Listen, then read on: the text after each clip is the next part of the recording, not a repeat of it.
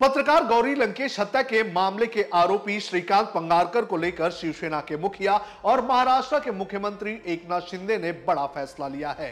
Party में एक दिन पहले ही शामिल हुए श्रीकांत पंगारकर को पार्टी से निकालने का आदेश मुख्यमंत्री एकनाथ शिंदे ने दिया है। पंगारकर को पूर्व मंत्री अर्जुन खोतकर ने जालना विधानसभा सीट से शिवसेना का चुनाव अभियान प्रभारी नियुक्त किया था, लेकिन मुख्यमंत्री ने खोतकर के फैसले पर रोक लगाते हुए पंगारकर को पार्टी से निकालने का आदेश दिया है। कौन है श्रीकांत पंगारकर, कैसे हुई थी गौरी लंकेश की हत्या, इसकी पूरी जानकारी आपको इस वीडियो में देंगे।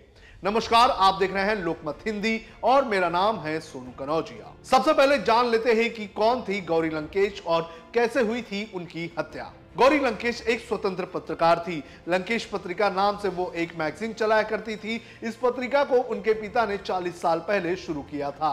पत्रिका में दक्षिणपंथी विचारधारा, सामाजिक ऊंच नीच जैसे विषयों पर खुलकर लिखा जाता था। गौरी ने लंकेश पत्रिका के जरिए कम्युनल हार्मनी फोरम को काफी आगे बढ़ाया था, लेकिन 5 अक्टूबर 2017 को जब गौरी अपने घर बेंगलोर के राजेंद्र नगर जा रही थी तो उसी वक्त कुछ हमलावरों ने उनके ऊपर गोली बरसाना शुरू कर दिया।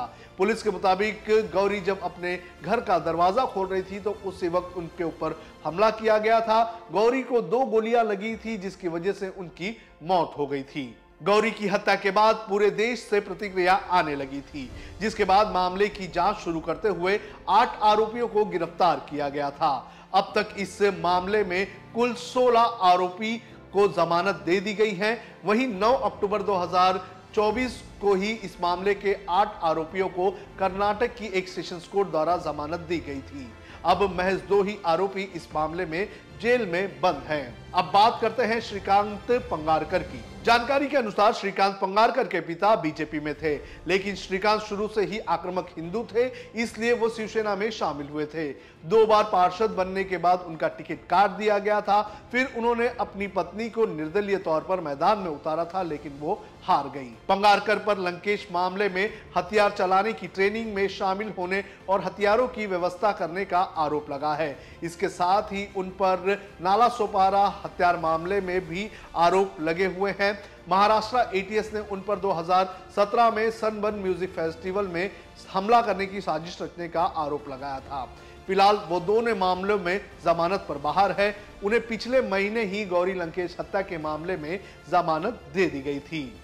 आरोपों को लेकर पंगारकर ने कहा है कि अगर आप चार्जशीट पढ़ेंगे तो आप देखेंगे कि मेरे खिलाफ कोई भी सबूत नहीं है, सभी आरोप झूठे हैं। मैंने अपने जीवन के 6 साल खो दिए, मैंने कोई अपराध नहीं किया है, दोनों मामलों में मेरी भूमिका नहीं है, मैं केवल राजनीति में सक्रिय हूं। पिछले महीने ही पंगारकर को कोर्ट से जमानत मिली थी, जिसके बाद पंगारकर को बड़े ही धूमधाम के साथ 19 अक्टूबर को शिवसेना में शामिल किया गया था। इतना ही नहीं, पंगारकर को शिवसेना के जालना जिले का चुनाव प्रभारी भी नियुक्त किया गया था। और जैसे ही ये खबर विपक्ष को लगी, विपक्ष ने हमला करना शुरू कर दिया। एनसीपी शरद पवार की पार्टी की सांसद सुप्रिया सुले ने इसे बेहद चौंकाने वाली घटना बताया। सुप्रिया ने कहा था कि अपराधियों को इस तरह से सामाजिक प्रतिष्ठा दिलाने में खुद मौजूदा मुख्यमंत्री और उनकी पार्टी सबसे आगे है। इस राज्य में कानून और व्यवस्था की स्थिति बदहाल होने के कई कारणों में से एक प्रमुख कारण ये है। जानी मानी पत्रकार गौरी लंकेश के हत्यारे को वर्तमान सरकार के घटक दल ने सम्मानित किया। सुले ने आगे कहा कि महाराष्ट्र को ऐसी सरकार चाहिए जो वर्तमान सरकार को नकारे और कानून का सम्मान करने वाला रहे। इसके बाद सुप्रिया सुले ने सोशल मीडिया पर भी लिखा। उन्होंने लिखा कि इस सरकार में न्याय के लिए कोई सम्मान नहीं है। सरकार कानून के शासन को दरकिनार कर अपराधियों को बचा रही है। वहीं इस पूरे मामले पर कांग्रेस नेता सुप्रिया शिंदे ने सरकार से सवाल पूछा कि क्या किसी को इस बात का थोड़ा भी आश्चर्य है कि पत्रकार गौरी लंकेश की हत्या के मामले में एक अभियुक्त को शिवसेना में शामिल कर लिया गया है। शिंदे ने यह भी कहा कि इतना ही नहीं, श्रीकांत पंगारकर को जालना विधानसभा चुनाव का प्रभारी भी बनाया गया है। वहीं मुंबई कांग्रेस की तरफ से भी एक्स पर ट्वीट किया गया और उन्होंने एक फोटो शेयर करते हुए एकनाथ शिंदे गुट पर हमला किया। मुंबई कांग्रेस ने लिखा कि अपराधियों को खुले तौर पर आश्रय दिया जा रहा है। महाराष्ट्र के प्रगतिशील चेहरे का अपराधीकरण करने का पाप गठबंधन कर रहा है। 2017 में पत्रकार गौरी लंकेश की हत्या के मामले में अभियुक्त श्रीकांत पंगारकर हाल ही में एकनाथ शिंदे के नेतृत्व वाली शिवसेना में शामिल हुए। इसके बाद उन्हें जालना विधानसभा का प्रमुख नियुक्त किया गया। पंगारकर ने जालना विधानसभा क्षेत्र से चुनाव लड़ने की इच्छा भी व्यक्त की है। मुंबई कांग्रेस ने आगे ये भी लिखा कि पंगारकर को तब गिरफ्तार किया गया था जब पता चला था कि वो गौरी लंकेश हत्याकांड की जांच के दौरान अमोल काले के संपर्क में थे। वो नाला सोपारा हथियार जमाखोरी मामले में भी शामिल थे। पंगारकर पहले जालना नगर परिषद के पार्षद भी रह चुके हैं।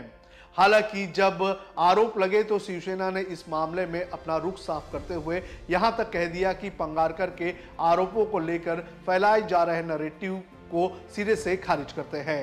पार्टी की ओर से कहा गया कि एसआईटी की जांच और अदालत के फैसले के बाद पंगारकर पर कोई भी आरोप नहीं बचता है। शिवसेना प्रवक्ता अरुण सावंत ने कहा कि गौरी लंकेश हत्या मामले में एसआईटी और कोर्ट ने श्रीकांत पंगारकर को क्लीन चिट दी है और उसे निर्दोष साबित किया गया है। इसके बावजूद विपक्ष द्वारा गलत राजनीति की जा रही है। विपक्ष द्वारा फेक नैरेटिव फैलाया जा रहा है। लेकिन पंगारकर को लेकर इतना विवाद बढ़ गया कि एकनाथ शिंदे को इसमें दाखिल देना पड़ा और अर्जुन खोतकर के अंतर्गत लिए गए सभी फैसले को रद्द करने का आदेश देना पड़ा। शिवसेना की तरफ से एक पत्र जारी किया गया और कहा गया कि श्रीकांत पंगारकर को कोई भी पद नहीं दिया गया है और अगर कोई पद दिया भी गया है उसे तत्काल प्रभाव से रद्द किया जाता है। अर्जुन खोतकर, जिन्होंने श्रीकांत पंगारकर की नियुक्ति की थी, उनसे जब इस पर सवाल पूछा गया तो उन्होंने कहा था कि ये मामला कर्नाटक का है, उन्हें इस मामले में फंसाया गया है और उनका कहना है कि वो निर्दोष हैं। वो मुख्य अभियुक्त नहीं है, वो अभियुक्त नंबर 16 है और सभी अभियुक्त जमानत पर हैं। फैसला आने पर हम आगे की चीज देखेंगे। अर्जुन खोतकर ने यह भी कहा कि श्रीकांत पंगारकर 2 बार यानी कि 10 साल तक शिवसेना के पार्षद रहे हैं। उन्होंने शिवसेना नहीं छोड़ी, वो अभी भी शिवसेना में थे, उन्हें केवल नियुक्ति पत्र दिया गया था। तो इस तरह से श्रीकांत पंगारकर की नियुक्ति को लेकर सवाल उठे और सवाल उठने के बाद अब एकनाथ शिंदे बैकफुट पर आ चुके हैं और बैकफुट पर आते हुए उन्होंने श्रीकांत पंगारकर को जो पद दिया गया था उन पद से हटाने का फैसला लिया है।